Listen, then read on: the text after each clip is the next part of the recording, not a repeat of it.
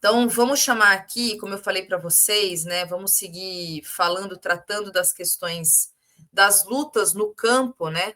Nós temos as nossas lutas todas, na cidade e no campo como um todo. Então, vamos conversar aqui agora com a Fernanda Carvalho, que é advogada e membro do Comitê de Solidariedade à Luta pela Terra, e o Flávio Manso, que é bacharel em Direito e membro da Abrapo. Sejam bem-vindos aqui, Fernanda e Flávio. Boa noite para vocês. Obrigada por atender o meu convite, virem aqui para a gente poder conversar. Antes de passar a palavra para vocês, eu vou só pedir o seguinte: eu não sei se vocês estão com algum outro ou celular aberto, alguma coisa, que pode dar retorno. Aí fica dando interferência, tá? Só para avisar aí nessa questão. E é isso. Boa noite, gente. Obrigada aí, sejam bem-vindos. Boa noite, Thalita. Boa noite. A gente agradece o convite. Muito bom. Bom, então, antes da gente entrar especificamente, acho que a gente gostaria muito de ouvi-los, aí até por conta do trabalho, né? A Fernanda é do Consolute e o Flávio é da Abrapo. Inclusive, se vocês quiserem se apresentar, falar um pouco aí dessas representações que vocês têm dessas instituições e começar falando um pouco da situação da Terras da Usina, para daí a gente entrar propriamente falando desse evento que vai acontecer no próximo domingo, né, no dia 5. Boa noite, Thalita. Saudar aí o canal, o trabalho, todos os companheiros e companheiras que estão aí participando. Eu me chamo Flávio, eu faço parte da Associação Brasileira dos Advogados do Povo, Gabriel Pimenta. A gente é uma entidade que tem atuação no Brasil inteiro, um conjunto de advogados populares, que a gente se orienta pelo princípio de defender o direito do povo de lutar pelos seus direitos. Então, a gente compreende que, na sociedade de classes, como a gente vive, os direitos eles só são efetivados através da luta de classes, através da luta do povo. E o papel dos advogados é, principalmente, de defender o direito do povo de lutar, a justeza do povo de lutar e defender os companheiros, os movimentos que estão na linha de frente de combate. Então, a gente atua no Brasil inteiro, mas principalmente na defesa da luta camponesa. Então, nós entendemos que o Brasil, um país, um histórico de centenas de anos de concentração de terra, monopólio feudal da terra no Brasil, e que a questão da terra é uma das questões principais, a questão principal não resolvida da luta de classe no nosso país, e que a luta camponesa ela tem uma importância fundamental, porque, de um lado, o latifúndio é essa classe da mais reacionária, da mais cruel na sua exploração, e a opressão contra o povo é o sustentáculo da opressão, da subjugação nacional pelo imperialismo, e a classe que mantém o Brasil nessa condição de atraso, que mais explora os camponeses, e é no campo que as lutas de classe elas se dão de maneira mais sangrentas, mais agudas. Então, no campo brasileiro, onde estão se dando as principais lutas de classes, não só hoje, mas há muitas décadas.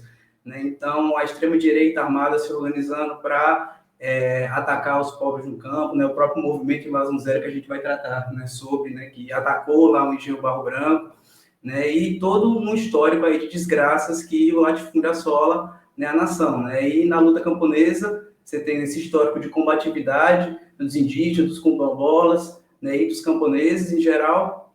E ele atua muito em defesa da Liga dos Camponeses Pobres, um movimento camponês que levanta a bandeira da Revolução Agrária e que está passando há muito tempo, mas hoje, de maneira muito explícita, por um processo de criminalização muito grande, principalmente lá em Rondônia, na qual existe uma luta bastante desenvolvida pela terra, mas aqui em Pernambuco também está sendo tratado como uma organização terrorista por parte das forças do velho Estado, principalmente pela Polícia Militar. Então, lá em Rondônia está um processo grave, na qual o comandante da polícia, Regis Braguin, tem ido para as redes sociais abertamente atacar a Liga dos Camponeses Pobres, colocando como uma organização criminosa. né? E o crime, né, dessa organização e desses camponeses é de pautar a destruição do latifúndio, a necessidade de uma revolução agrária.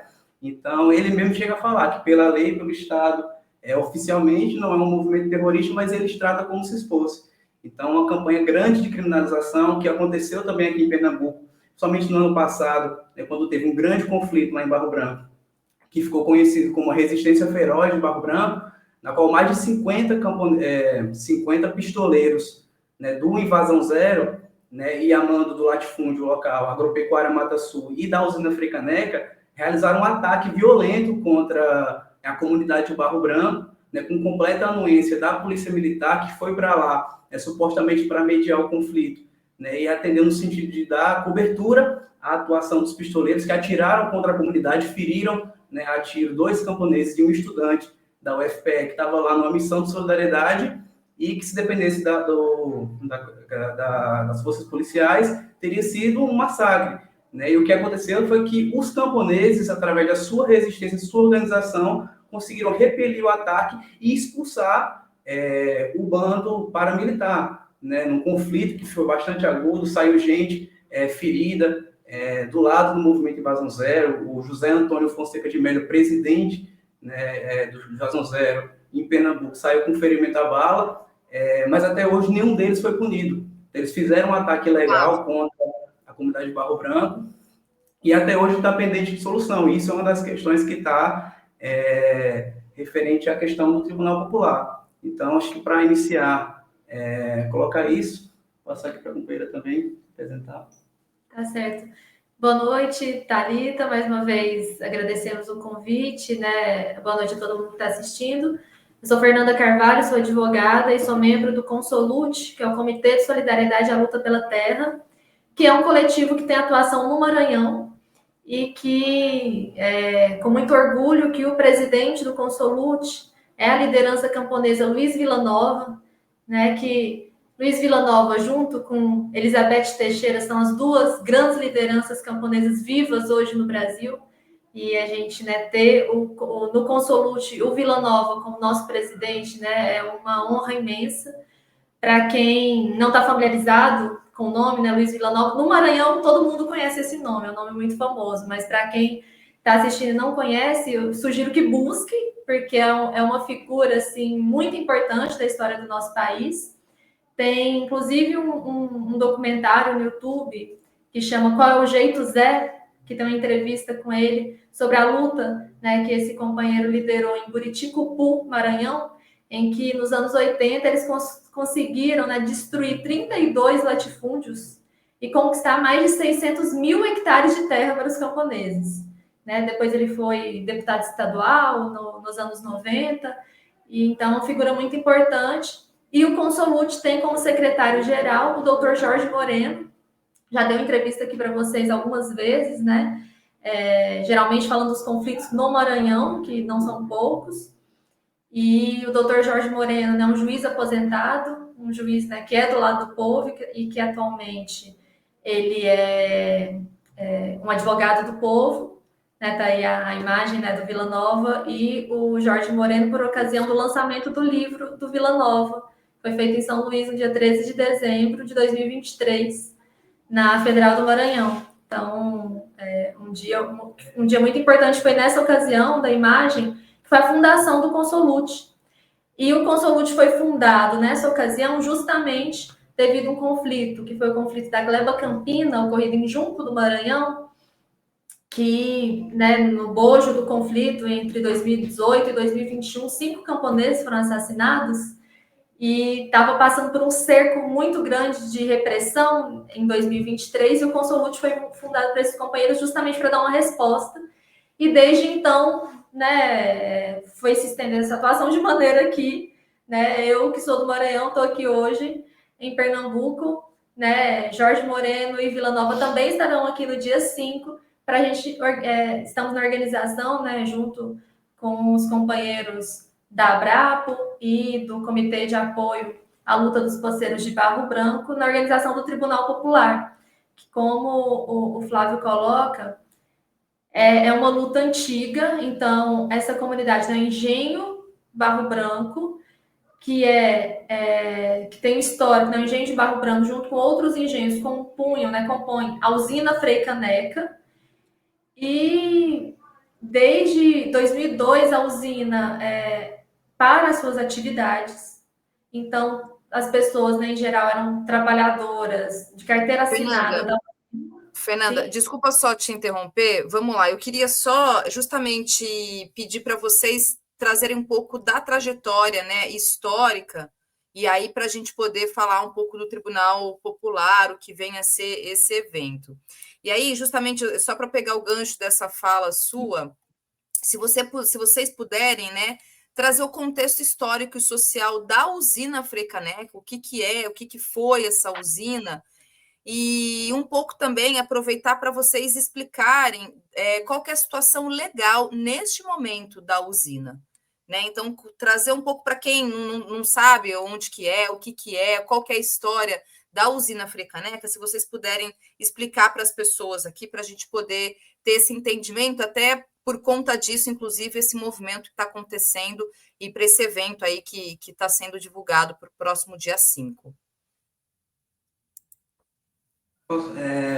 Bom, a usina Frei Caneca, ela está no município de Jaqueira, aqui em Pernambuco, e ela é uma usina que ela foi fundada em 1890 pelo estado de Pernambuco, numa região aqui que é da Mata Sul de Pernambuco, na qual uma predominância, historicamente, no século passado, da monocultura de cana-de-açúcar. Né? Então, ela é uma usina que o histórico dela é de utilização de trabalho escravo, de utilização de forma de servidão do trabalho. Então, os camponeses mais antigos, que tinham os pais e avós que trabalhavam nessa usina, né, relatam um conjunto grande de exploração. Então, os sistemas de barracão, da meia, da terça, né, que são formas de exploração semifeudal do trabalho dos camponeses e que durou, né, mais ou menos uns 100 anos, né, nessa situação de exploração, num terreno de 5.000 hectares de terra, na qual os camponeses trabalhavam na terra, plantavam na terra,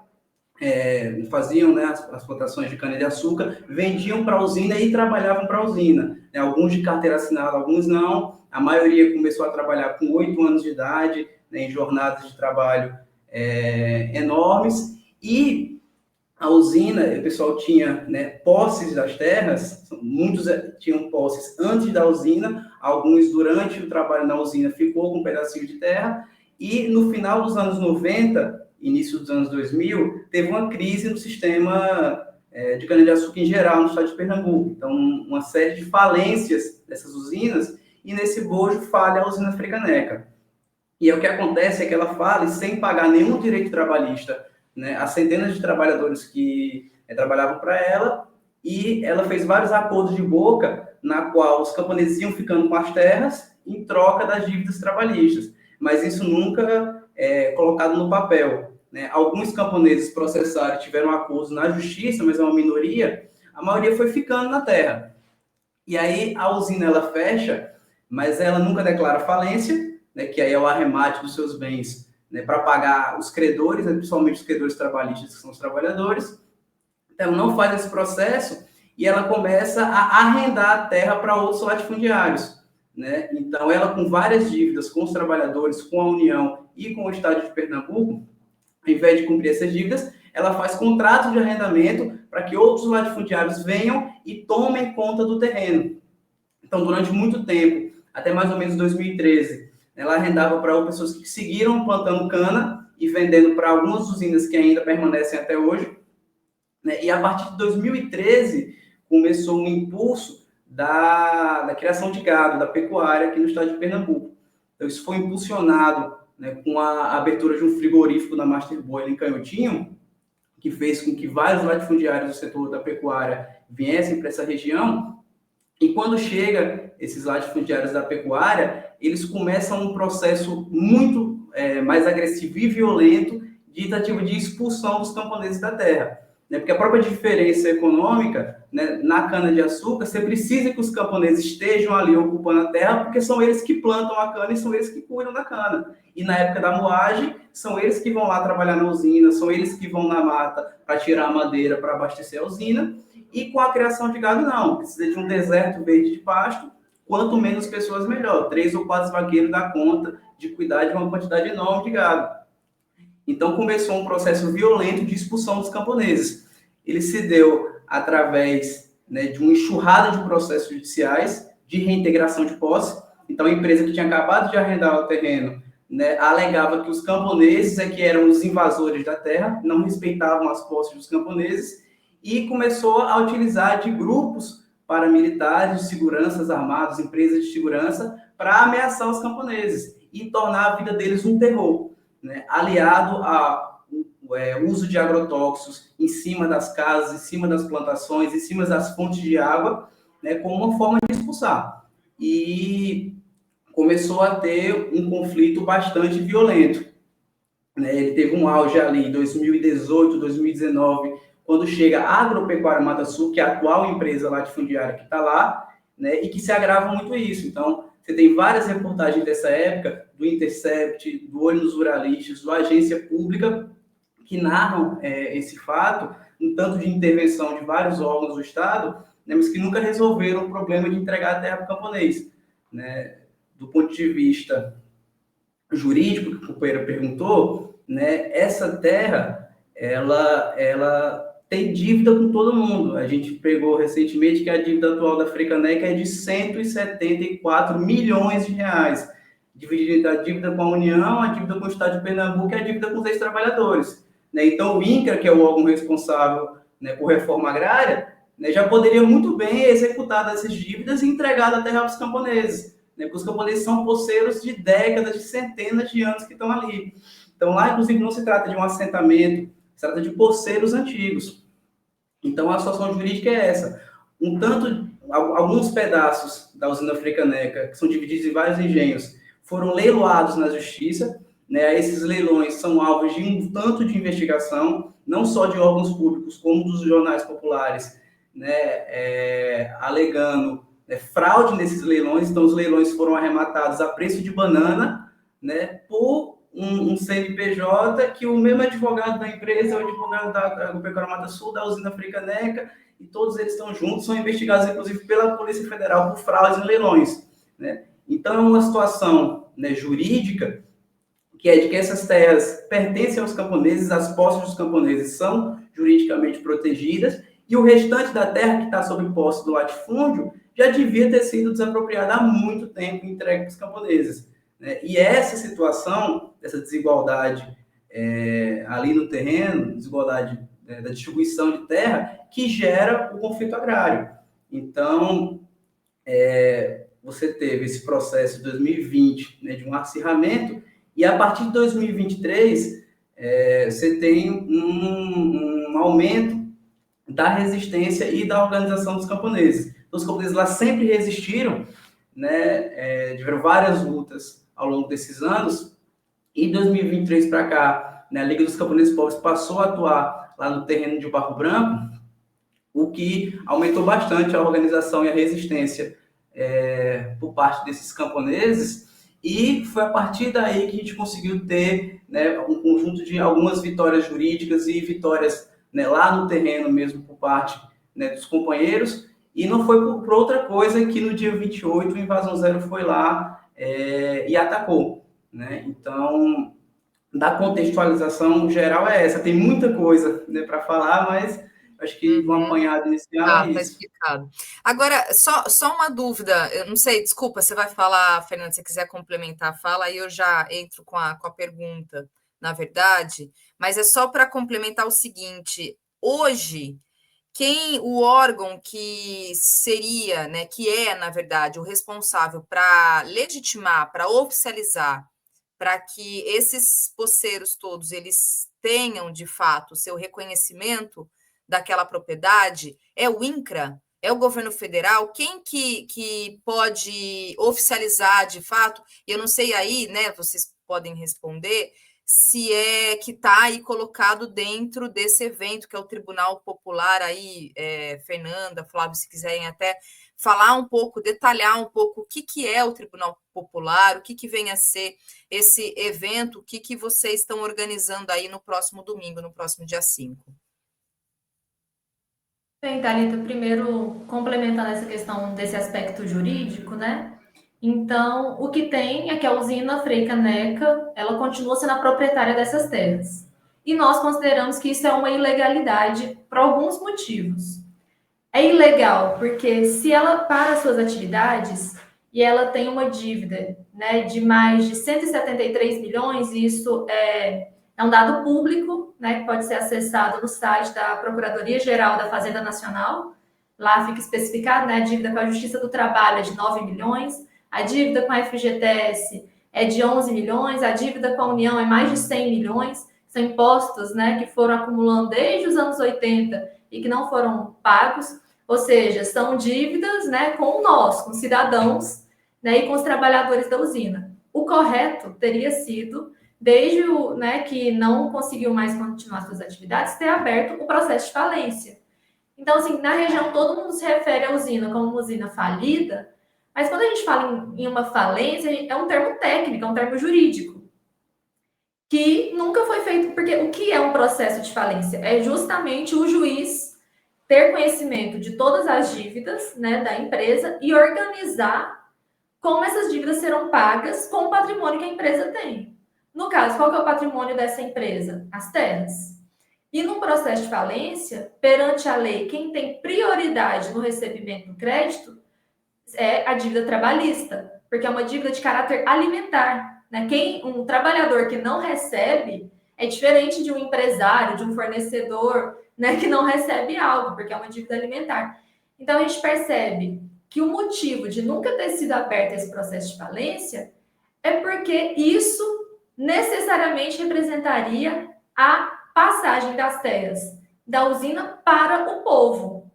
Então, a gente, né, tem convicção, né, a gente entende que não ter aberto o processo de falência é uma forma, né, de não entregar a terra para o povo, e do ponto de vista do Estado, existe uma omissão aí, porque qualquer credor pode provocar um processo de falência.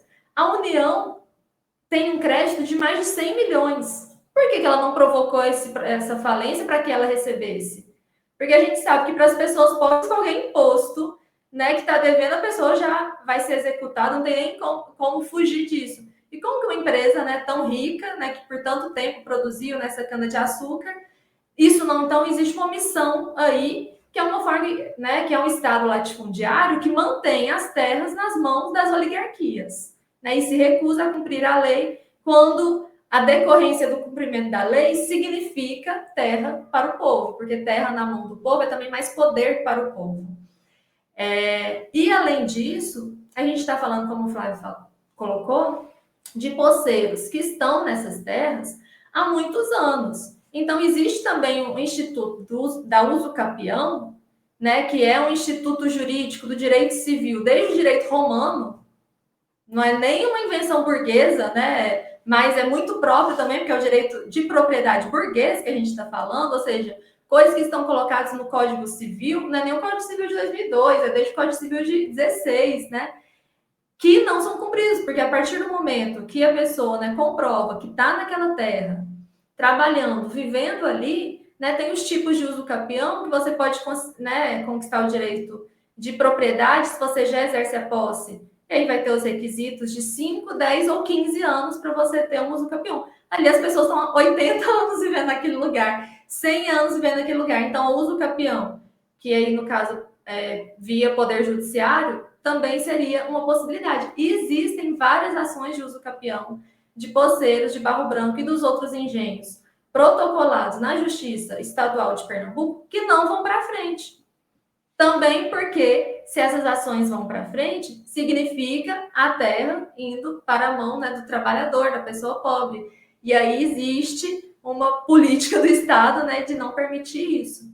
E aí, então, qual foi a forma jurídica que assumiu? Se a usina Frei Caneca não conseguia, né, continuar trabalhando, como que eles fizeram? Aí são os leilões que o Flávio mencionou, que aí outras oligarquias, então, que vão assumir de maneira que não seja o povo que tem acesso a essa terra. Então, é tudo assim, realmente do ponto de vista jurídico, é interessante a gente analisar, porque o que se tem é que existem várias formas jurídicas. É o INCRA, existem vários caminhos, e nenhum deles está sendo efetivado para o povo.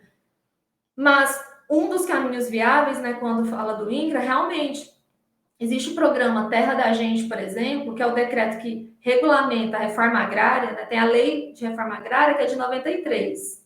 O direito à reforma agrária é muito anterior a isso, inclusive anterior à Constituição de 88, mas mesmo que a gente coloque, né, como marca a Constituição de 88, é um direito fundamental que está colocado lá. E aí vão existir as leis, decretos que vão regulamentar a reforma agrária. Quando a gente pega a legislação mais recente, de 2018 para cá, e com decretos regulamentadores até de 2023, 2024, existe uma previsão específica que a reforma agrária ela deve ser feita nos locais em que há dívidas com a União. E quem vai operar isso é o INCRA.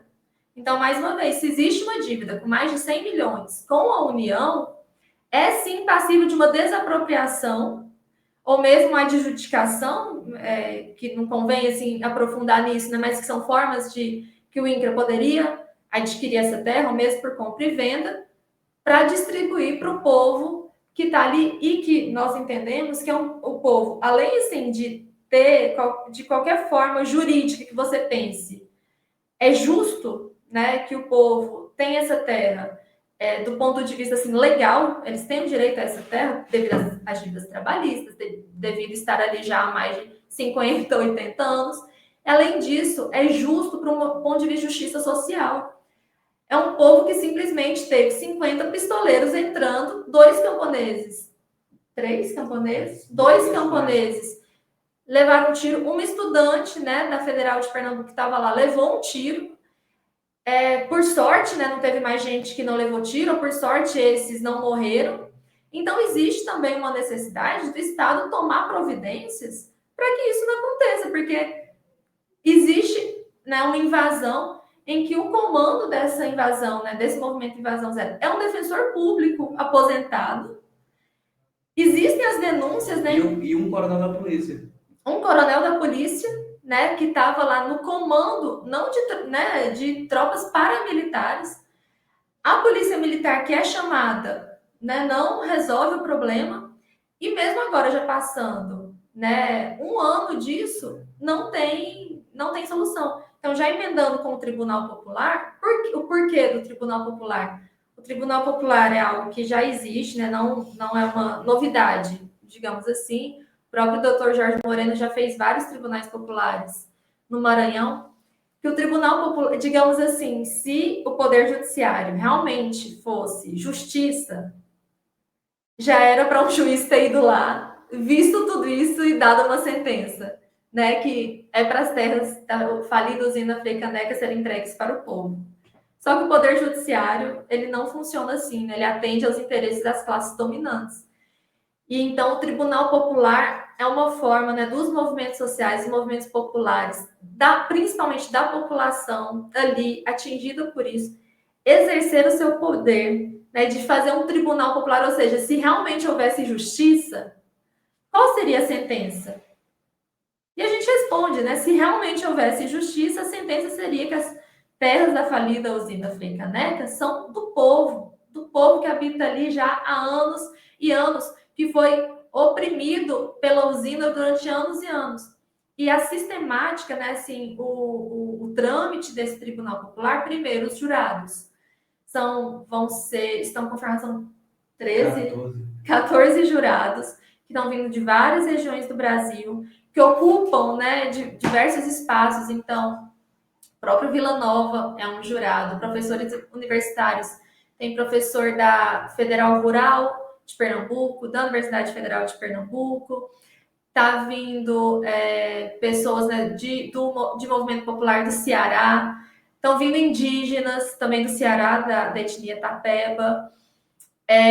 Então, assim, os jurados são diversos, porque a sociedade julgando. Vai estar presente a Comissão de Direitos Humanos da OAB, isso. Vai estar presente o presidente do Ibraspal, do Instituto Brasil Palestina, que vai vir lá de Brasília para participar dessa atividade, e um tanto de outras organizações. Então, esses que são jurados que vão vir para conhecer essa realidade, e quem vai contar para eles essa realidade não somos nós, né? Eu e o Flávio, nós seremos advogados dos poceiros de Barro Branco no tribunal, junto à doutora Maria José e o doutor Caio, que está vindo de Piracicaba, São Paulo, para também atuar na defesa, né, dos Eu sou de poceiros de Barro Piracicaba, Branco. viu, gente? Estou Então, feliz você com essa. conhece o doutor Caio, Thalita? Pode vir junto. Tá vindo 3 pessoas de Piracicaba participar, então Piracicaba Olha está só, representada.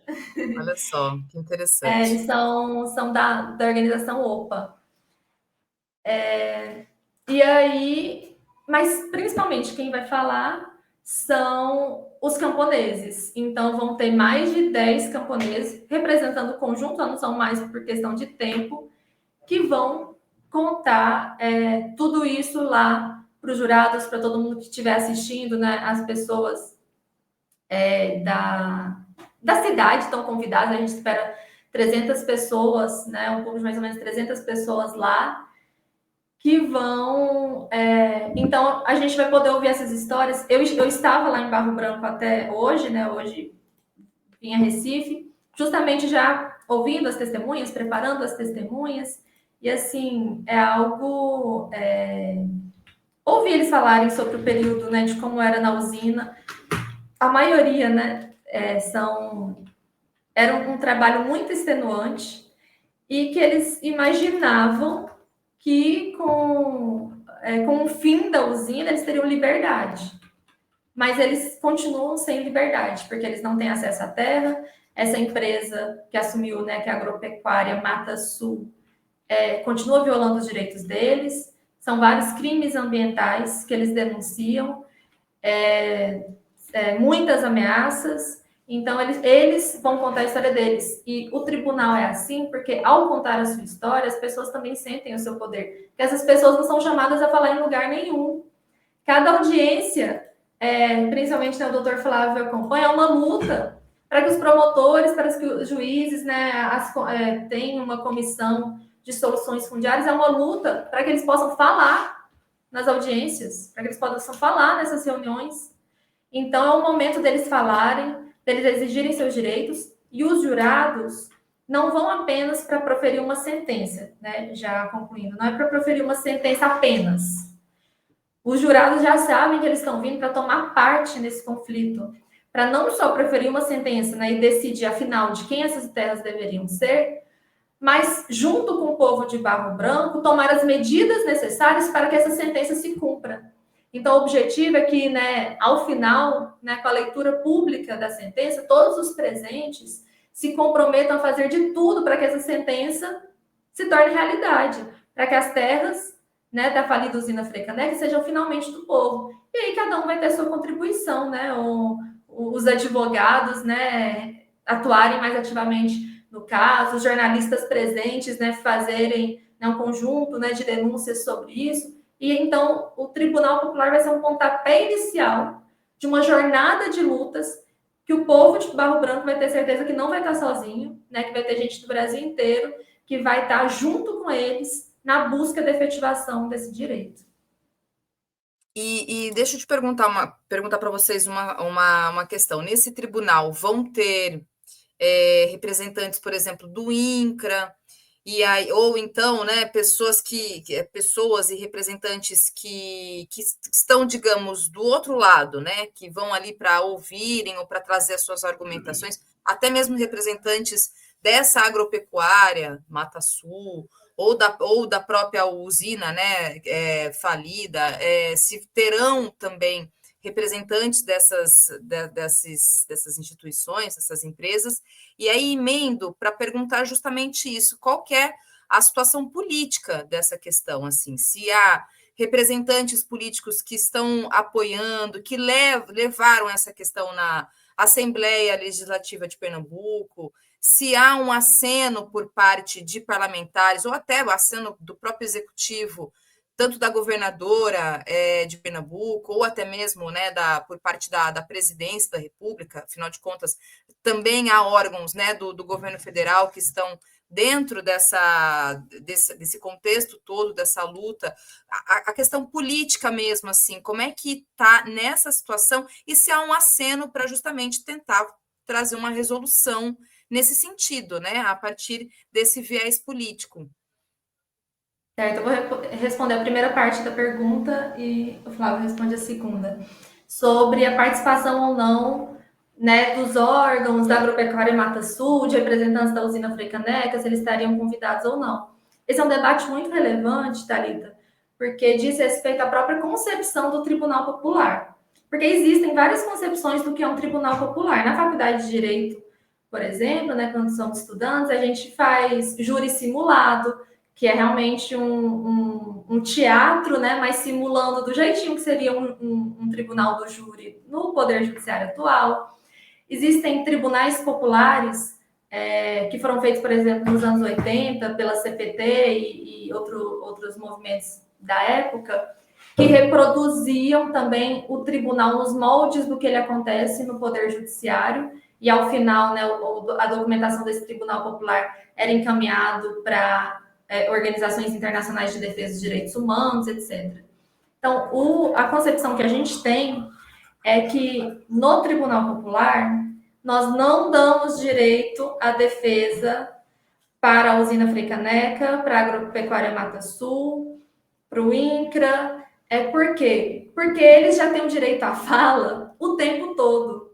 A Agropecuária Mata Sul, ela nos processos, é só ela que fala. Nas audiências, só são os advogados dela que falam. Publicamente, ela se apresenta, ela tem publicidade, ela tem várias pessoas pagas. Então, assim, o que ela tem para expressar já está expresso em todos os lugares. O que o INCRA tem para dizer já está dito em todos os lugares.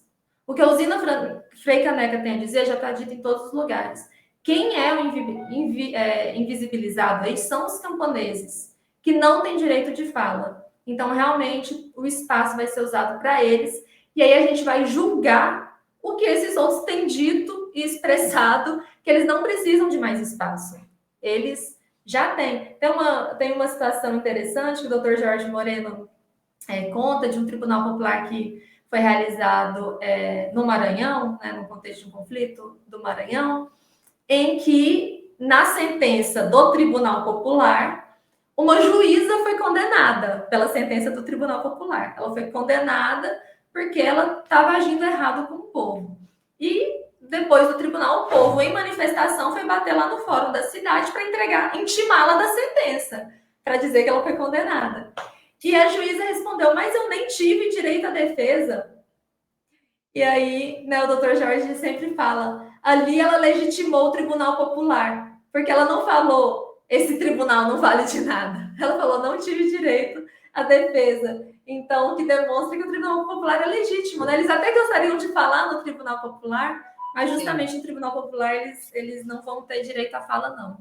Agora, antes de passar a palavra para o Flávio, para ele falar sobre essa questão política, né, que eu perguntei, só um adendo em torno dessa sua fala.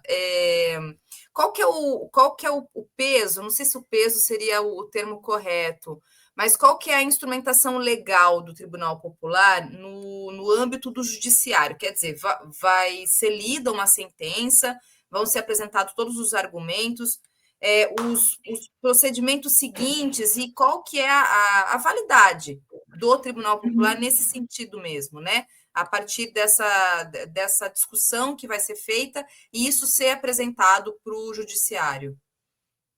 Perfeito.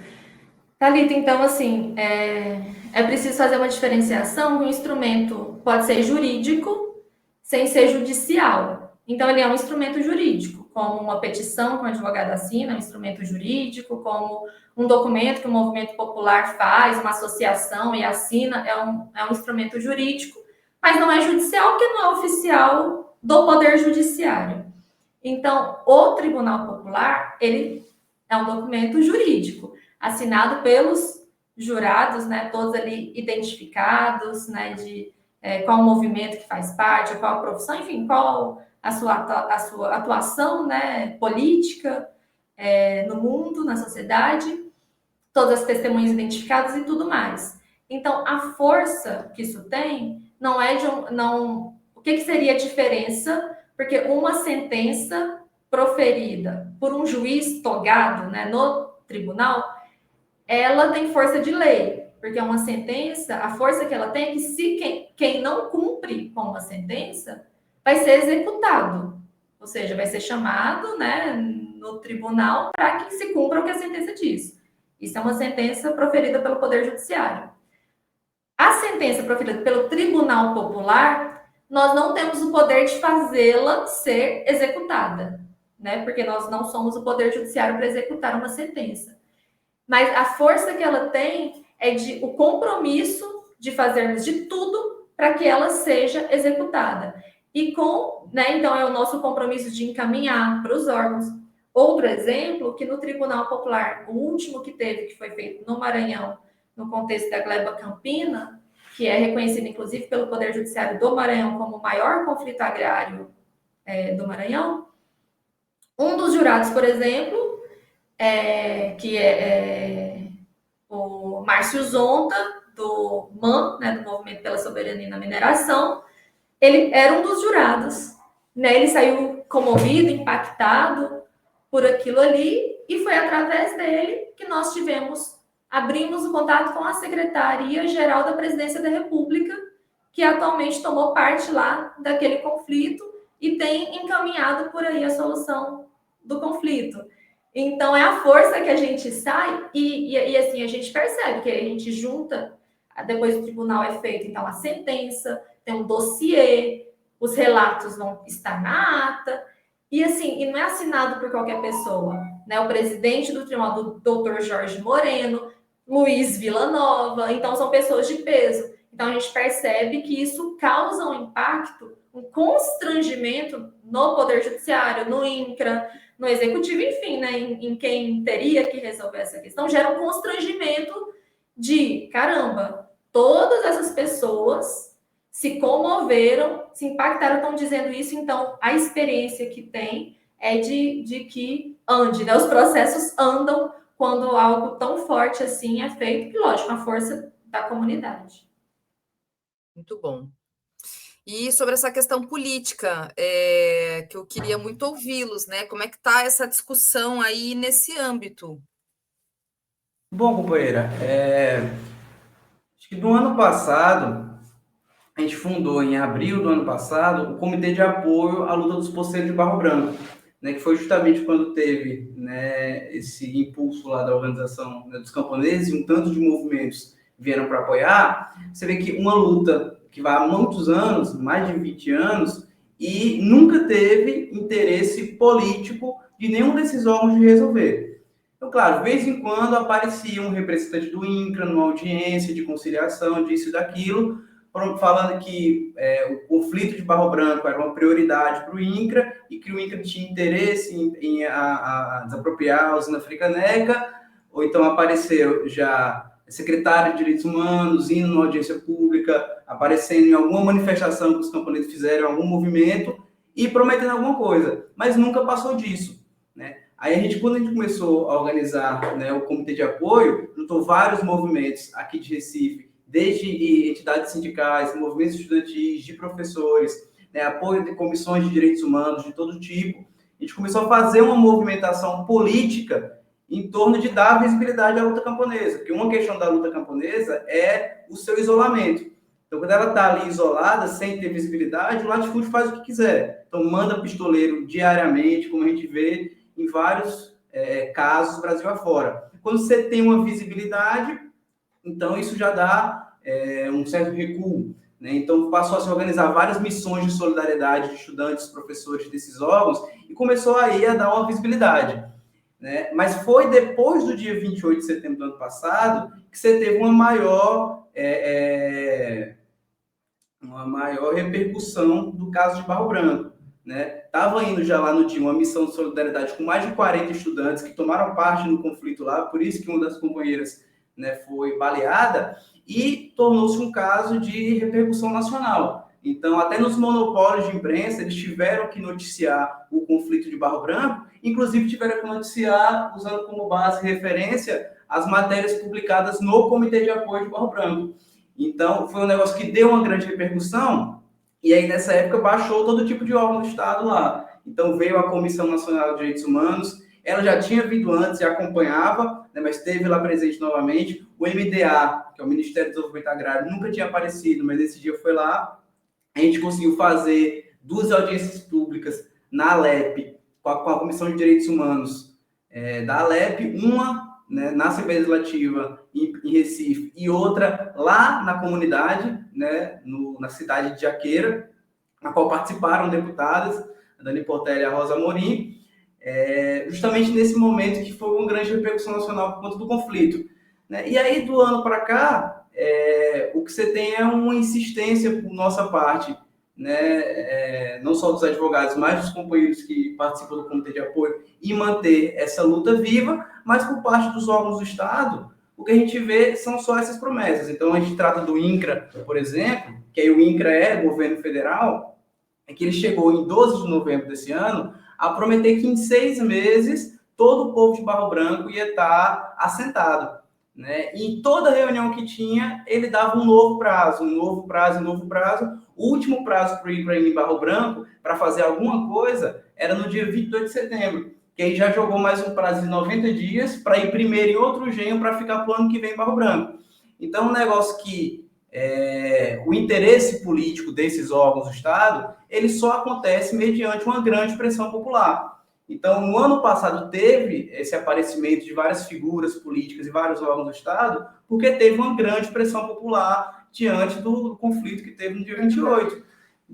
Pressão do acampamento, né? Sim, o acampamento, logo depois, que depois do dia 28, a comunidade conseguiu retomar uma área que tinha sido invadida, né, pelo latifúndio, e que foi o lugar que eles usaram para invadir a comunidade de Barro Branco, e ergueram um acampamento, o acampamento Menino Jonatas, em homenagem ao Menino Jonatas, né, que foi assassinado aqui na zona da Mata Norte de Pernambuco, no município de Barreiros, com 9 anos de idade, filho do presidente de uma associação, foi assassinado num cenário de conflito agrário. Né, e o acampamento foi, além de homenagem ao nome dele, foi um símbolo importante daquela luta. Então, isso gerou um apoio no Brasil inteiro, que a gente recebeu vários vídeos de várias universidades, de várias áreas camponesas, movimentos sociais diferentes, indígenas, quilombolas, mandando apoio a Barro Branco, e foi essa mobilização política do povo e dos seus apoiadores que fez com que desse uma força, né, a Barro Branco, e deu toda essa repercussão, não só local como nacional. Né? Barro Branco hoje é o maior conflito agrário do estado de Pernambuco, né, e é o 7º maior conflito agrário do país.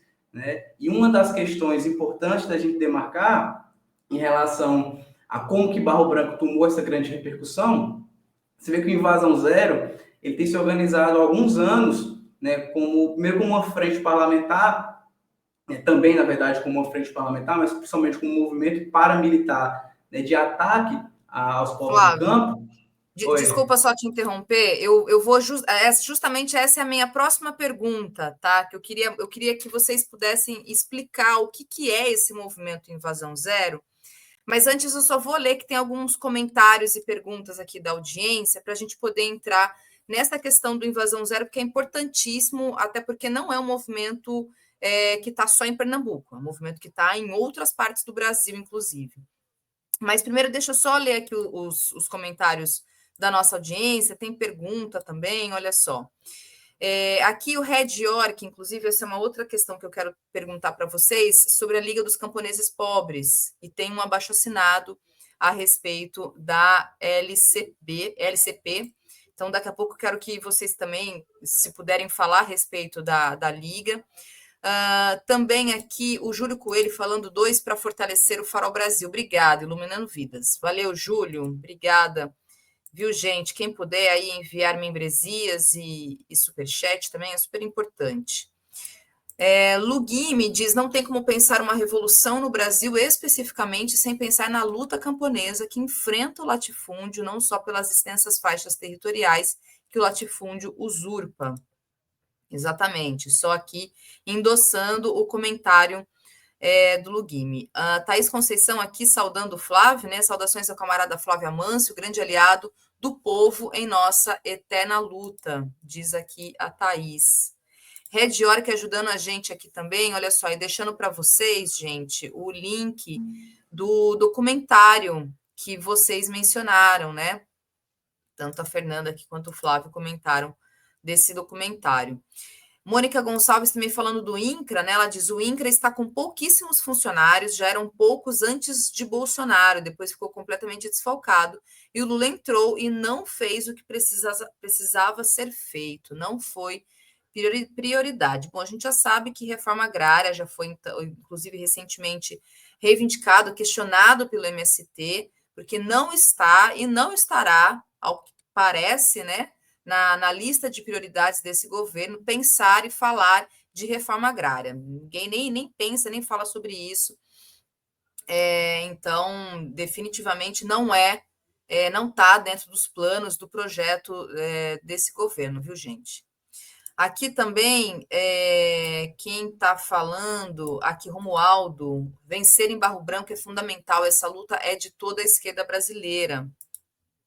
E aqui só um comentário pontual, pergunta, na verdade, Pataquá está querendo saber, gente, e eu também, nós todos, né, claro, se o tribunal ele é público, se ele pode ser acompanhado em loco, quer dizer, ele é aberto, né, ao público, e também gostaria de saber se ele vai ser transmitido, por exemplo, se alguém quiser acompanhar pela internet, via YouTube ou alguma outra plataforma.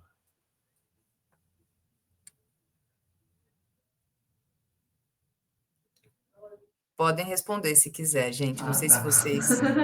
Sim. E às vezes vocês acharam que eu estava continuando a falar, né? Mas eu achei que você ia ler mais algum. Só já começando pela última, sim, tá todo mundo convidado para estar em Barro Branco, no Engenho de Barro Branco, município de Jaqueira, fica bem pertinho de Recife, né? Fica a 2 horas de Recife. Tem ônibus sendo organizado pelos estudantes que vão sair de Recife no domingo de manhã. Então, quem for de Recife ou quem quiser, né, estar em Recife no domingo bem cedinho para sair junto e ir até Barro Branco, pode entrar em contato pelo Instagram do Comitê de Apoio a Barro Branco, né? O Instagram que está organizando tudo isso, pode entrar em contato para ver as formas de ir junto, porque é público, né, a cidade inteira de Jaqueira está convidada, tá passando lá na cidade todo dia moto de som, divulgando, o pessoal todo com muito interesse. Vai ser nos engenhos vizinhos, né, o pessoal de Barro Branco saiu convidando todo mundo, então vão estar lá também. O evento vai ser assim na escola de Barro Branco, então tem o apoio da prefeitura, igual qualquer evento, né, que tem que ser apoiado. Então, vai ter uma estrutura lá, com banheiros, vai ter café da manhã, almoço, lanche servido, para que seja um evento que todo mundo consiga, né, como ele é manhã e tarde, todo mundo consiga ficar confortavelmente lá o dia todo, em Barro Branco. Uma das atividades, né, do tribunal, as principais são ouvir as testemunhas, que são relatos, assim, como eu passei a semana lá, já ouvindo esses relatos, é muito emocionante. E a gente vai até o local onde foi, que o Invasão Zero foi, onde teve esse conflito mais agudo. A gente vai ir lá, ver, né, que tem muitos vídeos no Instagram do Comitê de Apoio, a Barro Branco, tem muitos vídeos. Se você, né, quem for rolando o feed, tem muita coisa interessante, e aí a gente vai ver em loco lá. Não vai ser transmitido, não vai ter uma transmissão online ao vivo, mas, né, vai ter De Olho nos Ruralistas, está confirmado, tem outros jornalistas. Jornal Nova Democracia. Jornal Nova Democracia vai estar presente, fazendo a cobertura disso. A gente entrou em contato também com a Globo Nordeste para estar lá cobrindo também. Então, assim, com certeza vão ter muitos materiais, reportagens sendo feitas. E, é claro, como eu coloquei, como a sentença, né, nós não temos o poder de executá-la, mas nós queremos unir o máximo de pessoas possível para que fazer com que ela seja executada. É claro que mesmo quem não pode estar presente, né, ao final a gente vai tornar essa sentença pública para que cada um possa dar sua contribuição, né? Então, porque, de fato, assim, é um custo, lógico, né? Vir a Barro Branco, existe todo um custo para o tribunal. Então, quem está longe pode também contribuir, sem contar, né? Tá até aqui na nossa tela, tem o QR Code, para também, quem não puder se fazer presente, mas poder dar algum apoio material, algum Pix de qualquer valor, é bastante bem-vindo, porque não é apoiado, Thalita, isso é importante até nessa... É um tribunal que a gente conta com vários movimentos populares, mas assim, não existe um apoio institucional, um projeto, algo assim, um edital, algo que esteja financiando. Então, está sendo construído pelo povo de Barro Branco junto com os apoiadores. Então, cada Pix faz diferença, né? Os professores, os estudantes fizeram ao longo aí das semanas bazar, né? Vendendo roupa para ter recursos para irem, vendendo paçoca na praia, em Recife, para ter recurso para ir. Então, realmente uma coisa assim, um trabalho de formiguinha, mas que a gente vai conseguir fazer esse tribunal. Bom, e aí, Fernanda e Flávio, ontem, vejam, eu trouxe aqui uma notícia de uma invasão de 40 pistoleiros em Comexatibá, no sul da Bahia, armados, que atacaram essa aldeia, né, dos Pataxós, nesse território no sul da Bahia. E justamente são pistoleiros que estão ligados a esse movimento que é o Invasão Zero, por isso, inclusive, que eu disse que não é algo que está muito localizado num determinado lugar, né? A gente vê que é um movimento que está espalhado em várias regiões do Brasil.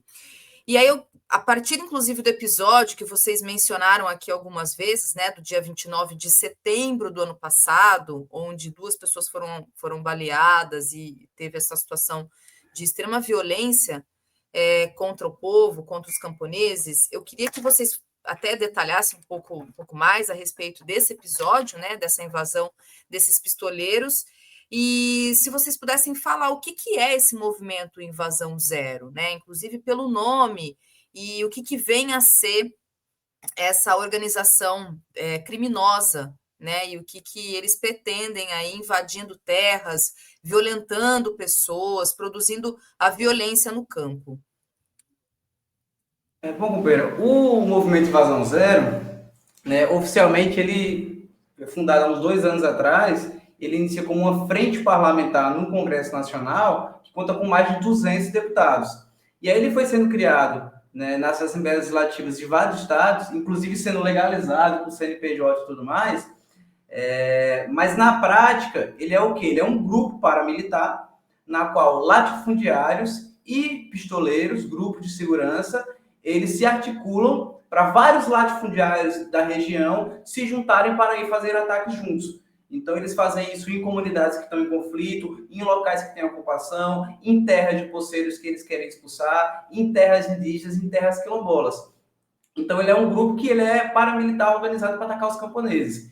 Ele foi fundado primeiro lá na Bahia, né, que tem uma atuação forte deles. Foram eles que, inclusive, assassinaram a mãe Bernadette e a nega Pataxó na Bahia, né, em ataques que foram vários latifundiários, vários pistoleiros, né, com a participação de grupos, né, das polícias e com a anuência das polícias. Então, frequentemente as polícias vão lá, fazem batidas nas áreas, desarmam os camponeses, desorganizam os camponeses e depois abrem espaço para o movimento Invasão Zero ir lá. Então, eles contam, quando não com a participação direta, mas com a conivência de forças policiais.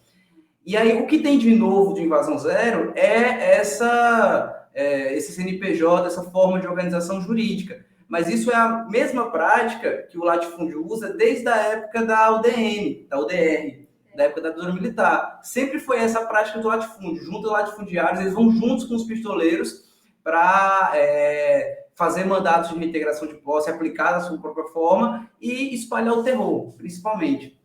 Então, ele foi criado aqui em Pernambuco, também como uma frente parlamentar, né, na Alep, coordenada pelo Coronel Meiro, deputado federal, e um tanto de outros deputados. E aí, o que teve no dia 28 foi o seguinte: os camponeses tinham uma assembleia organizada no sábado da Associação de Barro Branco, inclusive estava indo, né, uma missão com mais de 40 estudantes e professores aqui do Recife para lá. E aí, nesse dia, o movimento Invasão Zero organizou um ataque à comunidade. Então, a gente foi surpreendido lá por 8 horas da manhã, um comboio de umas 15 picapes, 2 retroescravadeiras, um monte de moto e quadriciclo e 50 pistoleiros fortemente armados entrando na comunidade e indo para uma região onde era do lado da sede da Associação de Barro Branco, com o objetivo de destruir as plantações, destruir talvez as casas e a sede da associação, como que a gente ouviu de relato, e aterrorizar os camponeses, atirar contra os camponeses. Quando eles entram lá, eles fazem acampamento no local, e a gente ainda sem entender o que estava acontecendo, mas sabendo que era o latifúndio, a gente organizou uma comissão de uns camponeses e eu e outro representante da defesa jurídica. A gente foi lá conversar com eles, porque estavam os advogados da agropecuária Mato Grosso da Frecaneca, da qual a gente conhece das audiências. Então a gente foi lá conversar com eles, mostrar que a gente tinha entrado com ação e que estava todo em litígio ali o negócio, e eles não quiseram conversa, empurraram, bateram na gente e disseram que ia fazer o que iam fazer lá. E aí, nesse momento que a comunidade se reúne, faz uma barricada com pau, com pedra, com toco de árvore, com o que tinha ali à disposição, dizer o seguinte: daqui nós não vamos deixar vocês passarem, não vão adentrar aqui a comunidade. Porque eles foram para o local mais recuado e eles conseguiram fazer uma barricada para impedir o acesso deles à sede da associação e às moradias. E aí começou um conflito que demorou horas. Então a polícia chega para mediar o conflito e quando chega lá, fala que eles tinham uma ordem judicial para estarem lá presentes, o que a gente viu depois que não era verdade. A ordem judicial era de outra coisa que eles estavam usando. De toda forma, eles não têm autorização de cumprir ordem judicial. Quem cumpre ordem judicial é o oficial de justiça. Eles estavam lá, nesse momento, sem a polícia. E aí a polícia dá razão para eles e fala o seguinte: vocês têm que deixar ele passar, que a gente garante a segurança da comunidade. E a comunidade, há muito tempo, sofre perseguição por parte da polícia local, né, na qual vários camponeses sofreram processos e inquéritos policiais pela sua luta, mas o latifúndio nunca sofreu nenhum inquérito, pelo menos nunca foi publicamente ido para a delegacia ou punido por nenhum dos crimes que cometeu. Então a comunidade não confiou e falou: não, daqui eles não passam. E aí começou o conflito, porque eles insistiram de tentar passar com retroescavadeira, a comunidade resistiu, aí teve o tiroteio do Vazão Zero contra os camponeses, vários tiros disparados. Depois a Polícia Civil foi lá e viu vários cartuchos de armas de uso exclusivo de forças da Polícia Militar e do Exército, balas de 9mm e tudo mais, né? Depois ficou visto nos autos, né, que quem se apresentou como gerente operacional do Invasão Zero era um coronel reformado da polícia, que estava em comunicação com a polícia que estava lá ativa, articulando a negociação. E em meio a esse conflito, depois de mais de 6 horas, né, de resfrega entre os camponeses e o grupo paramilitar, os camponeses conseguiram repelir. E aí eles tiveram que ir embora por outro local, e os camponeses anunciaram que ali tinham derrotado, tinham vencido, né, aquele grupo naquele ataque. Então o movimento Invasão Zero é esse grupo paramilitar, que ele age à revelia da lei, de todo tipo de legislação possível, mas até hoje ele tem o CNPJ aberta, inclusive, recentemente, acho que não tem 5 meses, eles fizeram o primeiro Fórum Nacional do Invasão Zero na Bahia, em Ilhéus, né, num hotel de luxo, contando com mais de 300 pessoas, vários deputados, vários latifundiários, né, a gente não ouviu uma palavra do governo federal, nem uma palavra do governo estadual, que é do PT, né, o Jerônimo, não sei o quê, governador da Bahia, e ele segue atuando dessa forma. Então, eles têm essa justificativa legal de ser um grupo de impedir invasões ilegais, mas o que tem largamente documentado é que eles são um grupo que se organiza para atacar comunidades. Então, esse caso de Barro Branco, ele não é o primeiro e nem vai ser o último, né? Você acabou de falar, nessa semana, 2 dias, né, o mesmo grupo foi lá nessa comunidade indígena, né, com 40 pistoleiros armados, tiveram no Ceará não faz muito tempo, né, eles têm um grande histórico de agressão contra os Guarani Kaiowá, contra várias comunidades indígenas, e aí quando não é o Invasão Zero em si, esse movimento, são outros grupos com a mesma prática. Então agora, na Bahia, eles até trocaram de nome, né, o grupo agora Agro, você lembra o nome? Mas eles usam um outro nome lá, mas é o mesmo grupo com as mesmas práticas. Aqui até teve uma pessoa que definiu, né? São jagunços institucionalizados, né? Acho que um pouco nessa linha de frente, assim, uma frente parlamentar de jagunços e que promovem justamente a violência no campo.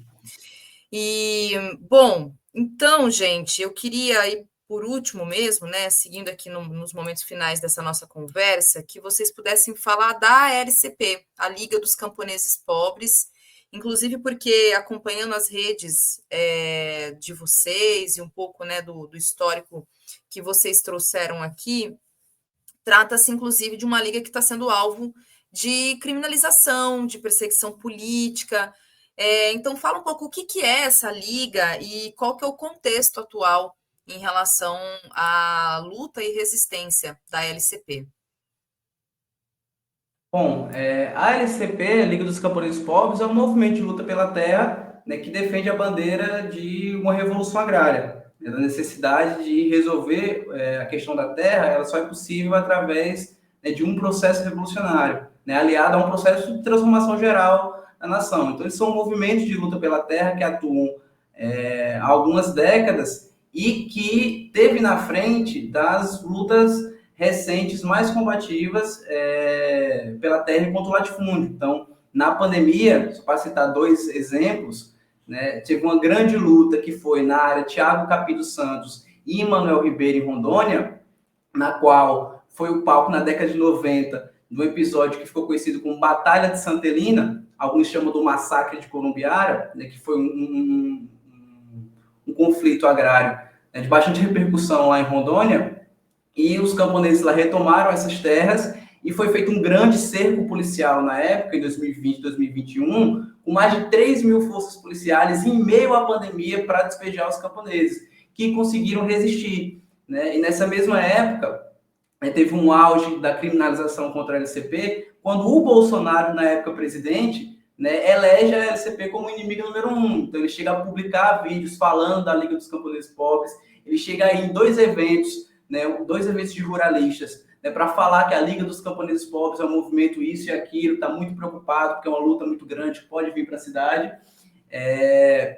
E toda uma campanha de taxar o movimento, né, como uma organização criminosa, né, porque o movimento defende, né, que não vai ser resolvido o problema da terra sem que seja destruído o latifúndio. Então, é um movimento, né, que os companheiros têm passado por um processo grande de criminalização. Então, aqui, por exemplo, em Barro Branco, para citar o segundo exemplo, o Coronel Meira, no ano passado, foi na Assembleia Legislativa e aprovou uma segunda ida do Invasão Zero em Barro Branco, que ele acabou não cumprindo, né, mas ele solta um vídeo falando assim, muito piores que o MST, né, e começa a falar que a Liga isso e a Liga aquilo.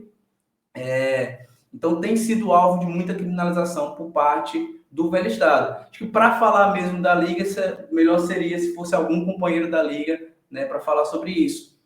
Mas tem um site que é o Resistência Camponesa, na qual é um portal de notícias da Liga dos Camponeses Pobres, e o jornal A Nova Democracia está sempre também divulgando, né, as notas e as lutas que os companheiros travam aí no Brasil afora. Então, eu aconselho todo mundo a procurar, a assinarem um abaixo-assinado, porque é um processo de criminalização que ele não é só no discurso, é também na prática. Então, nos últimos 30 anos, os companheiros da LCP tiveram mais de 30 lideranças e ativistas assassinados nas lutas pelas terras, principalmente lá em Rondônia e no Pará, né? Então, no último dia 8 de agosto, a Polícia Militar de Rondônia, o BOP, foi no área da LCP e assassinou covardemente, né, o companheiro Raimundo Nonato, que estava lá na área, e fez um vídeo para o TikTok se vangloriando de ter assassinado um camponês de sangue frio e falando que a Liga dos Camponeses Pobres era um movimento terrorista, né, que o Estado não trata dessa forma, mas na prática eles assumem como se fosse. Então, é um processo brutal que os companheiros estão passando de criminalização e que é dever de todos os democratas, os revolucionários, os apoiadores do povo de apoiar e defender, né, esse movimento que está passando por esse processo e que está travando uma grande luta, né, não só em Barro Branco, não só em Rondônia, como em vários lugares do país. Tá certo. Gente, olha só, eu vou então destacar aqui, deixei no chat também para vocês seguirem, acompanharem o trabalho de quem está à frente dessa luta, aí, o Comitê de Apoio ao Barro Branco. Quero agradecer vocês aqui, né, o Flávio e a Fernanda, por virem aqui explicar para nós, detalhar a respeito do tribunal, né, desse evento em si, mas também, claro, contextualizar toda a luta e todo o histórico dos camponeses. E também, gente, vou deixar aqui esse site do Resistência Camponesa que o advogado aqui, o Flávio, falou para a gente, para vocês também terem acesso. E se vocês quiserem, né, falar uma fala final, fiquem à vontade, mas já agradeço pela disponibilidade, por vir aqui ao Farol, ao Noite Brasil, conversar conosco. E o que tiver, inclusive, de desdobramento, né, do Tribunal Popular, a sentença, informações, vídeos, o que tiver de material, eu estou em contato com a Fernanda, pode enviar para mim, que a gente, claro, divulga aqui. E a gente quer saber, né, do resultado aí desse tribunal, com certeza, e os desdobramentos, né, os passos seguintes aí para aquilo que todos nós queremos e desejamos, que é a justiça, né, que é a justiça e fazer com que esses poceiros todos tenham direito à terra, que é aquilo que a gente defende e reivindica. Nós agradecemos demais, Thalita, pelo espaço. O Leandro Fortes foi convidado para ser jurado, mas ele não pôde vir por questão de saúde. A gente gostaria muito que ele estivesse aqui presente, né? Agradecemos mais uma vez por podermos, né, estar aqui nesse canal divulgando, igual como várias outras vezes o Dr. Jorge Moreno, né, representando o Consolute, já esteve aqui. E realmente eu ia frisar isso do pessoal, mesmo quem não vai poder estar presente, continuar acompanhando, né, pelo Instagram a repercussão, porque uma das coisas, né, que nós vamos publicizar é um dossiê. Com tudo isso, então, esse dossiê ele já está em construção, mas a última parte dele é justamente o que vai aparecer no tribunal, né, quando a gente ouvir as testemunhas, com certeza, né, coisas que a gente nem imagina vão aparecer, porque assim, o nível de violência que esse povo passa é tão grande que o tempo todo, né, que eu estive lá essa semana com eles, colhendo depoimentos para a gente ver, né, quais eram as histórias assim, mais impactantes para a gente colocar, né, para ser ouvido no tribunal, é um sem fim de violência, né? É um sem fim de violência. E assim, coisas que são muito graves e que remontam, às vezes a gente pensa, nossa, isso aqui parece, né, de 2 séculos atrás, e não, né? São coisas que estão acontecendo nesse ano, né, nesse momento no nosso país, quando a gente fala de invasão zero, né, fica parecendo assim, como colocar já aguçada, institucionalizada, né, parecendo, nossa, isso aí é nos anos 50, combate às ligas camponesas nos anos 40, não, isso é 2023, 24, 25, né, com Constituição de 88 e tudo, né, em pleno Estado democrático de direito, né, o Estado democrático de direito ele vai ficando desmascarado, porque assim, democracia para quem, afinal, né? A gente vai dizer que existe democracia para esse povo? Então, que realmente agradeço e que o pessoal acompanhe a repercussão, como eu coloquei, o Tribunal Popular, ele é só um capítulo assim da luta desses camponeses, e que eu tenho certeza que o tribunal vai impulsionar demais a luta, inclusive para encorajar ainda mais os camponeses, porque você imagina, né, o que eu tenho visto lá, não é fácil você ter a sua comunidade invadida por 50 pistoleiros, você ter tomado tiro, né? Uma das pessoas que foi baleada é uma senhora que estava cuidando das crianças numa casa.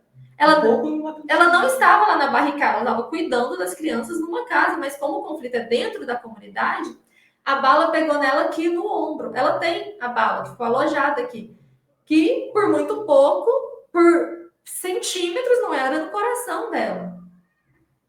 Aí você imagina como que fica essa pessoa, né, que estava em casa e é baleada, não vê nenhum tipo, né, ninguém foi preso, nada aconteceu com quem atirou nela, ou com o mandante, que a gente, né, sabe os mandantes, quem estava lá comandando a invasão zero no dia, ela foi feita. Então, obviamente, a comunidade ela fica acanhada, ela fica intimidada.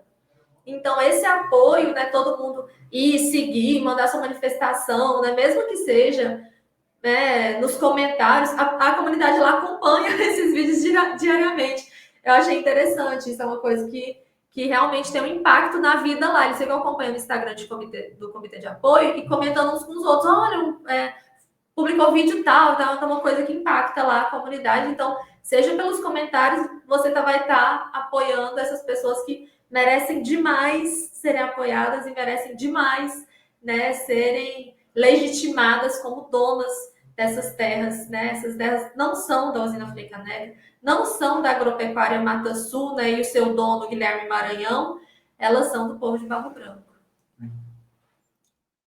Agradecer também ao convite e reforçar, né? Todo mundo está presente, todo mundo está apoiando, acompanhando, isso tem máxima importância, né, para o desenvolvimento da luta camponesa, o apoio, né, dos companheiros da cidade, dos demais movimentos, né? A gente está conseguindo fazer uma articulação na qual um conjunto de movimentos diferentes vão estar participando de todos os espectros aí, né, dos movimentos de luta social, né, inclusive com participação de órgãos dos direitos humanos, de movimentos de apoio à Palestina, né, saudar mais uma vez a questão da Palestina e dizer, inclusive, que Barro Branco, né, tem duas especificidades muito interessantes. Uma é o protagonismo das mulheres na luta, que são as companheiras que estão na linha de frente, né, inclusive dos combates contra a pistolagem, o latifúndio, e a bandeira da Palestina, que é erguida dentro da comunidade, né, do lado da bandeira da Liga dos Camponeses Pobres, né, uma comunidade que é predominantemente evangélica, da Assembleia de Deus, mas que os camponeses compreenderam muito rapidamente, também após o dia 7 de outubro de 2023, que a luta dos camponeses de Barro Branco é a mesma luta dos palestinos, né, a luta por defesa do seu território contra o invasor. Né? Então, né, não à toa vai estar presente o presidente de Braço Paulá, vai ser bastante simbólico, né, essa junção da luta camponesa com a luta do latifúndio e, né, conclamar a todos, né, a seguir a página, a acompanhar, né, o que está acontecendo, a se colocar, né, não só na questão de Barro Branco, mas esse abaixo-assinado em defesa da Liga dos Camponeses Pobres, porque essa declaração é no Brasil inteiro e não é do ano passado, é de hoje, né?